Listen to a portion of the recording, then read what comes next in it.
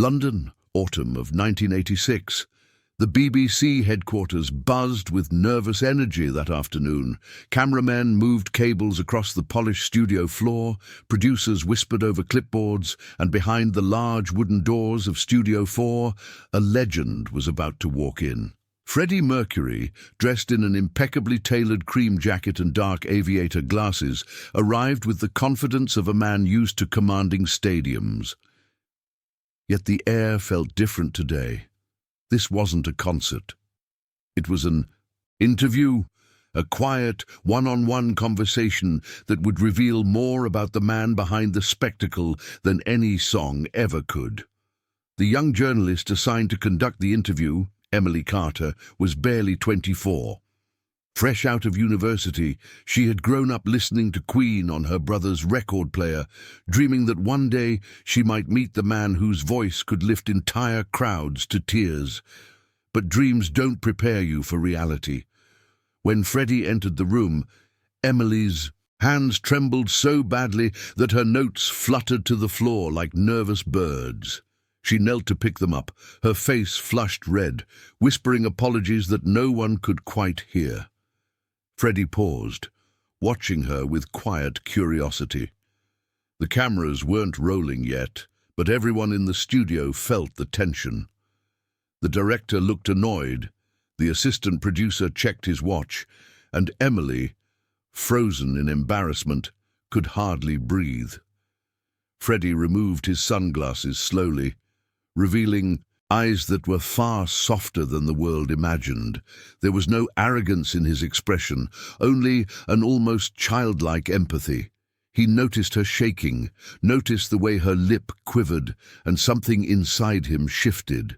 When Emily finally stood up, clutching her crumpled notepad, she dared to meet his gaze. Freddie smiled, not the theatrical grin of a showman, but a quiet, human smile that said, "It's all right, darling. Take your time." In that small gesture, before a single question was asked, the entire tone of the interview changed. The great Freddie Mercury, who had faced thousands of flashing lights and roaring fans, was now focused entirely on one trembling young woman, and that simple act of kindness would set in motion a moment that neither of them would ever forget. The red light above the camera flickered on. The room fell quiet, the kind of silence that hums before something important begins. Emily adjusted her microphone with trembling fingers. Across from her, Freddie Mercury sat effortlessly poised, legs crossed, one hand resting elegantly on his knee.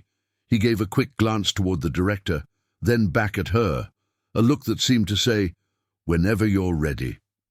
But Emily wasn't ready. Her first question slipped off her tongue, half-formed, tangled between words she had practiced 100 times the night before. Her voice cracked. The sound of it seemed to echo forever. The director winced and gestured for her to start again. The producer whispered something impatiently through his headset. Emily's throat tightened.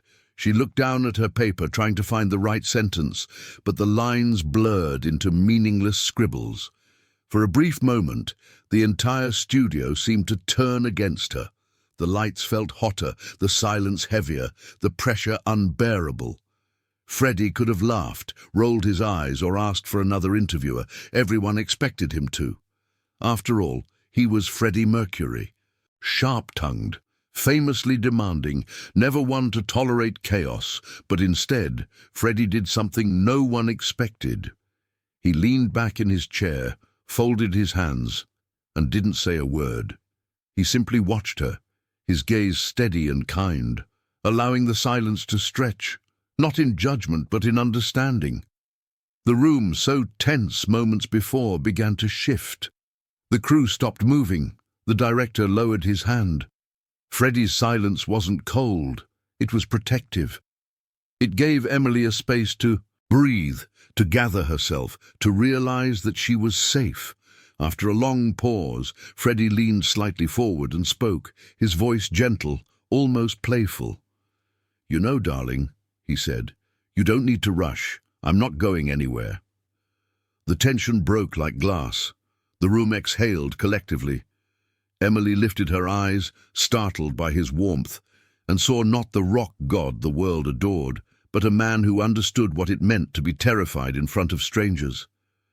That single moment of silence, that refusal to humiliate, changed everything that followed. For a fleeting second, as Emily smiled nervously after his kind remark, Freddie felt something stir deep within him, a memory, almost forgotten, of what it meant to be the one trembling. He watched her eyes, bright but uncertain, and saw a reflection of his younger self, Farrokh Bulsara, the boy from Zanzibar who once stood in a new country, trying to hide his accent and blend into a world that didn't know what to make of him. Behind the confidence, the stage lights, and the extravagant persona, Freddie never truly forgot that feeling, the loneliness of wanting to belong. He remembered the days at boarding school in India, where children mocked his teeth and his strange-sounding name, the long afternoons he spent at the piano, using music as the only place where his heart felt understood. When his family moved to England, he had walked the grey streets of Feltham feeling invisible, with nothing but dreams too large for the small room he lived in. Every rejection, every laugh behind his back, had taught him to build walls made of wit and charisma. The man the world now saw as untouchable had once been just as fragile as the young woman sitting before him. Freddie's gaze softened. He leaned forward slightly, resting his elbows on his knees, studying Emily's face with quiet empathy. He could see her struggle to compose herself, the way she bit her lip before each question, terrified of saying something foolish.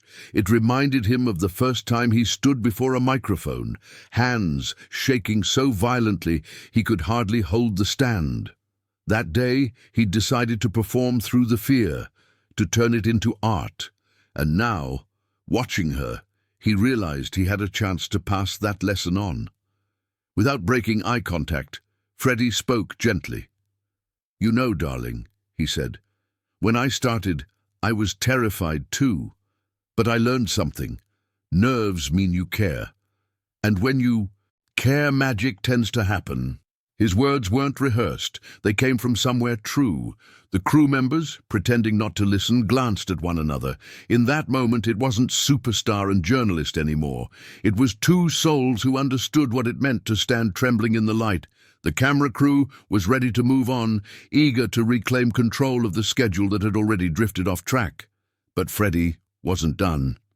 He leaned back in his chair, crossed one leg over the other, and looked at Emily with a mixture of patience and curiosity that few had ever seen in him. The room, once tense with unspoken frustration, had grown quiet again. But this time, it wasn't the silence of discomfort. It was the kind that follows when something genuine begins to unfold. Emily took a breath and tried again, her voice steadier now. "Mr. Mercury," she began softly, "so many people see you as larger than life. Do you ever feel small?"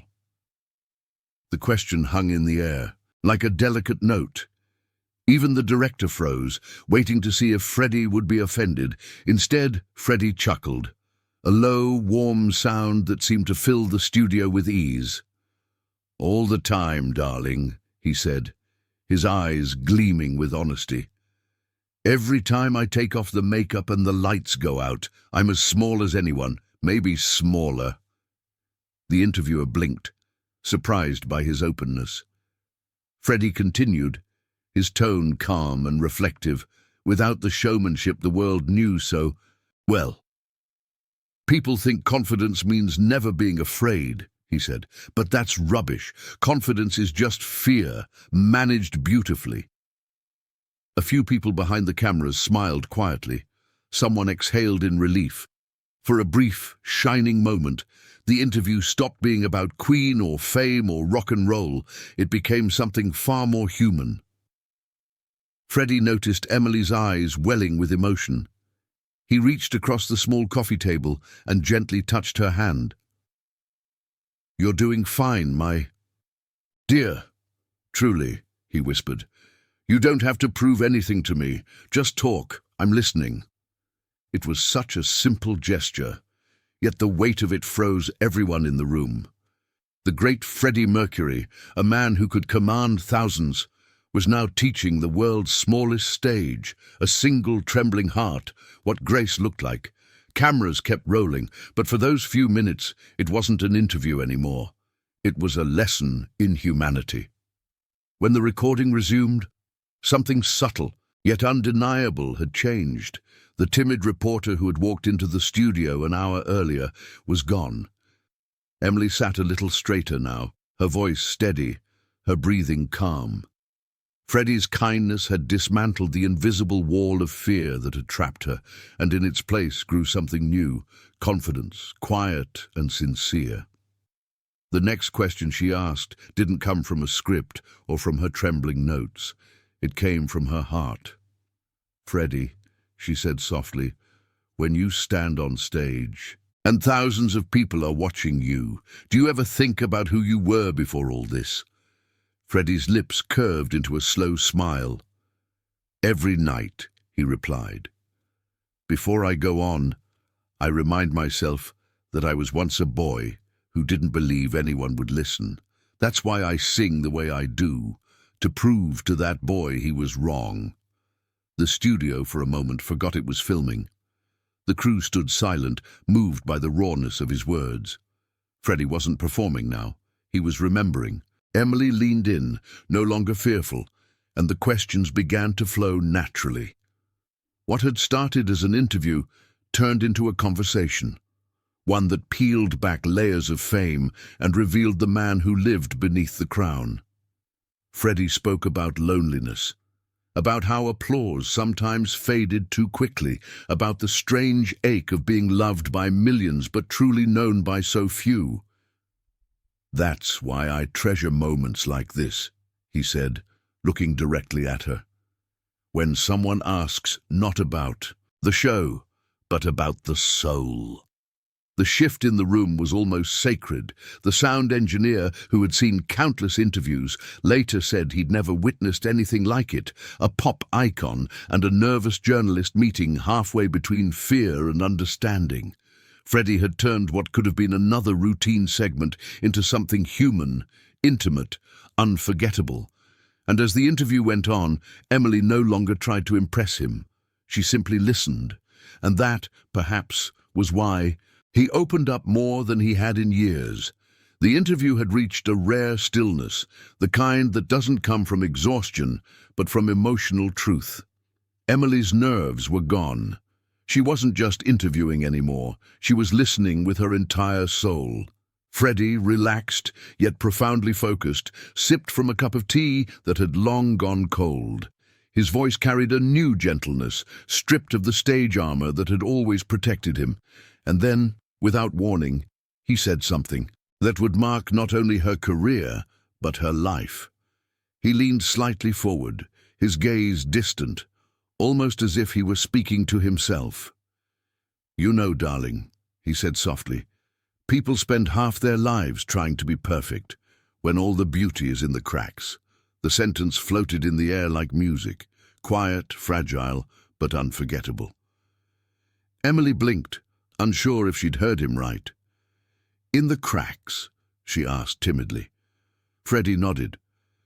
"Yes, that's where the light gets in. That's where the truth lives. Perfection is boring. Give me honesty. Give me the tremble, the mistake, the heart." The room was silent. Even the faint hum of the light seemed to pause. Freddie's words landed deeper than he could have imagined. Emily's eyes welled up. She wasn't hearing a superstar talk about fame. She was hearing a man confess what it meant to be human in a world that demanded masks. Freddie smiled gently when he saw her reaction. "You were nervous because you wanted to do well," he said. "That means you care. Never hide that. It's your light, darling. Don't let anyone dim it." That was it. The sentence, the look, the moment that would follow her for the rest of her days. Years later, Emily would remember every detail, the warmth in his tone, the pause before he spoke, the sincerity that wrapped around his words like a quiet melody. All the beauty is in the cracks. It would become her compass, not just as a journalist, but as a person. And in that instant, Freddie Mercury, without a microphone or a stage, delivered one of the greatest performances of his life. The interview aired a week later on a quiet Sunday evening. It was never meant to be anything extraordinary, just another BBC segment featuring one of rock's greatest voices. But when viewers saw it, they didn't see a star showing off. They saw a man disarming the world with empathy. They saw Freddie Mercury, calm, human, and deeply kind.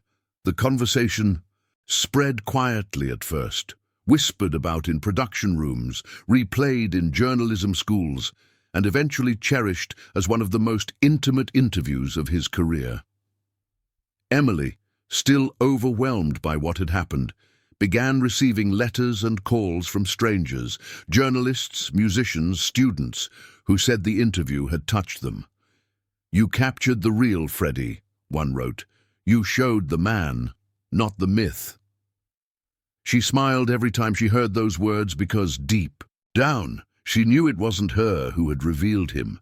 Freddie had revealed himself, and yet without realizing it, he had given her something far greater than a career-defining moment. He had given her courage. Months passed. Emily continued her work, no longer afraid of live cameras or famous faces. Whenever she felt the tremor of self-doubt return, she would remember Freddie's words. "All the beauty is in the cracks." Those words became her anchor through every storm, a quiet reminder that imperfection wasn't failure, but proof of life. And as time went on, she discovered that people remembered her not just as the girl who interviewed Freddie Mercury, but as a journalist who made others feel safe enough to be real. Even Freddie seemed to sense the lasting power of that moment. At a later press event, when he spotted Emily among the crowd, he waved and called out, "Ah, my brave girl!" Everyone laughed, but for Emily it was more than a joke. It was an unspoken acknowledgement. That single act of kindness had created a ripple neither of them could have foreseen. A short interview, born from fear and compassion, had turned into something that would outlive them both, a testament to the quiet strength found in gentleness. Years passed. The world changed, music evolved, and the lights of the 80s faded into memory. Freddie Mercury was gone, yet his presence never truly left. For millions, his songs remained the sound of courage and freedom. But for one woman, now in her 50s, with silver strands in her hair and the calm voice of experience, his legacy was something far more personal. Emily Carter had become a respected journalist, known for the rare tenderness she brought to her interviews. And every time she spoke to someone nervous, frightened, or unsure, she found herself repeating Freddie's words, "All the beauty is in the cracks." One afternoon during a lecture at Oxford on empathy and journalism, Emily shared the story that had shaped her life. The hall was silent as she spoke of that 1986 interview, of the trembling hands, the silence, and the man who had chosen compassion over pride. As she finished, she reached into her bag and carefully unfolded a small, faded silk handkerchief. "He gave me this," she said softly. "I was shaking so much, and he told me to keep it, to remember that I'd already faced fear and won." The room filled with quiet emotion.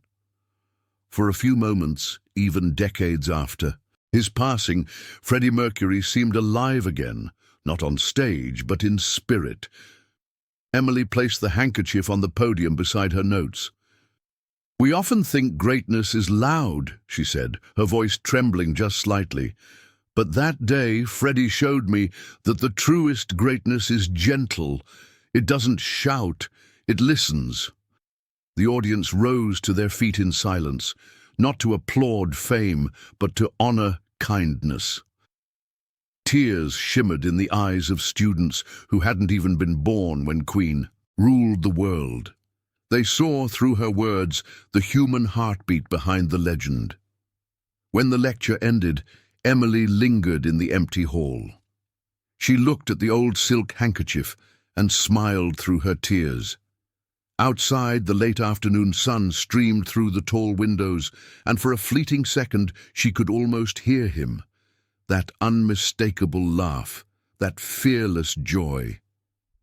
"You did all right, darling," it seemed to whisper. She closed her eyes, holding the handkerchief close to her chest. The echo of his kindness still lived on, not in the roar of a crowd, but in every quiet act of courage it inspired. Sometimes, the truest show begins when the music stops.